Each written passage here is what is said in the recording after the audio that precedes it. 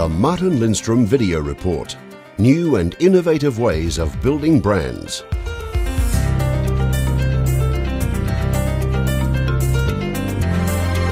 When you think about product placement, I'm sure you think about the TV or you think about the movies. Forget everything about that, because this week I'm in China and this is where the next generation of product placement is taking place.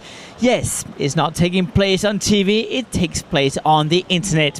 One of the most popular TV shows ever is not a TV show, it's actually just an online show instead. It is a soap opera, and it's just running with its 40th episode on the internet. It's called Lucy's Diary. Originally came from Portugal in 2003 and now it's migrated here to Asia. And what's so fascinating about this particular show is that consumers are truly interacting with this thing.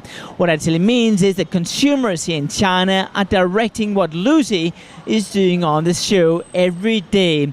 And yes, it has 20 million viewers, or the same as around 500,000 viewers every day watching Lucy's Diary. What can we learn from this show? Well, I think there's one thing we can learn, because one of the biggest sponsors so far is Estée Lauder, and they have a product called Clinique. And Clinique has basically gained an enormous amount of attention because of the product placement. And why? Well, because they were truly interactive. In fact, when Lucy went to the counter to buy cosmetic products, she went to the Clinique counter. And not only that, she did something else. She actually were interacting with her friends about the Clinique products. So what can we learn as advertisers about the immensely success here in China? I think there's 3 points. Point number 1, when people are watching the show, they actually can interact with the character on the time.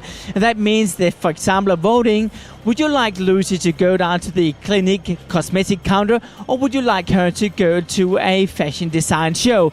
Well, guess what? The viewers are deciding, and because of that, they're truly interacting with the brand.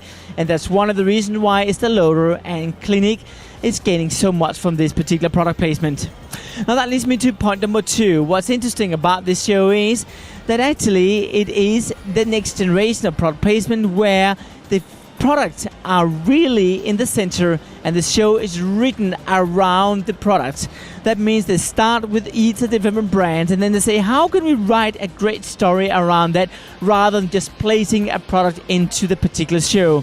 And that is the reason why, really, it makes sense that the brand is taking a role in that show rather than opposite.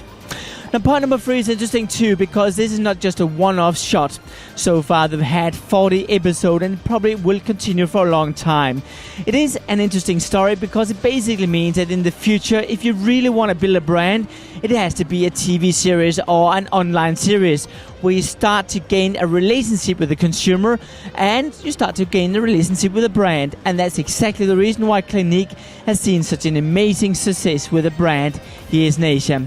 It is a small story about how product placement is now migrating, and what's interesting is that right now an average young consumer here in China is watching 11 hours of TV every week, but 16 hours on the internet.